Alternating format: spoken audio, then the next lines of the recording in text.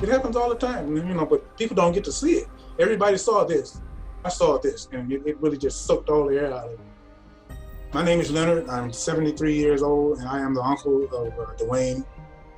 My name is Duane. I am 49 years old, and I am Nigel's father. My name is Nijel. I'm 16 years old, and I live in Las Vegas, Nevada. When I saw this happen with George Floyd, I started to have flashbacks about the things that were happening when I was growing up, when I was old enough to realize, what was happening.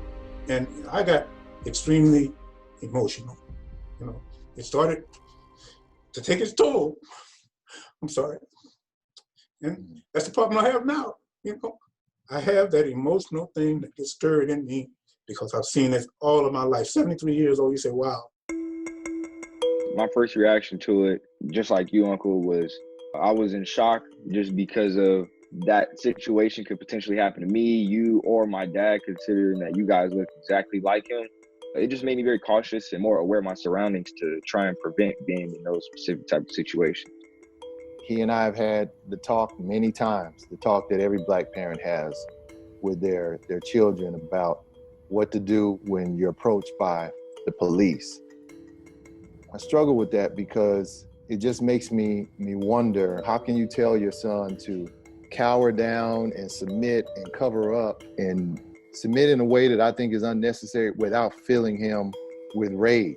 That's a hard thing for me to see my nephew having that same conversation with his son.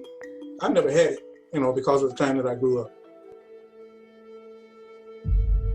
You had your separate water fountain that you drink from. You had your front and your back door entrances. You had places where you weren't allowed to go because the laws were set in place to keep you out. They teach a small portion of it in history class, but you have a better connection and you can understand better. Me personally, I can consider that my uncle had to go through it. And honestly, it wasn't really that long ago that all of this type of stuff was happening. I've been a fire captain for the last 15 years. I've been called the N-word by people that I was there to help. And only now, since George Floyd, there are conversations that are going on. I'm ready for change. My generation is just a little bit more open to change because I know many of my personal white friends, they are all in, they're posting on their Instagram pages explaining the inequalities that are going on in this world.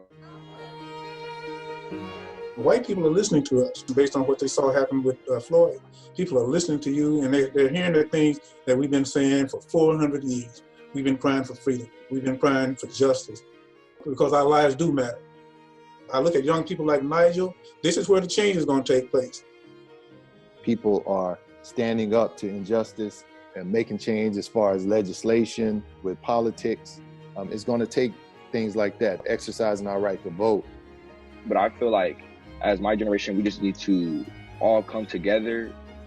I am hopeful. I hope that this movement continues. I hope that it doesn't let up until change comes.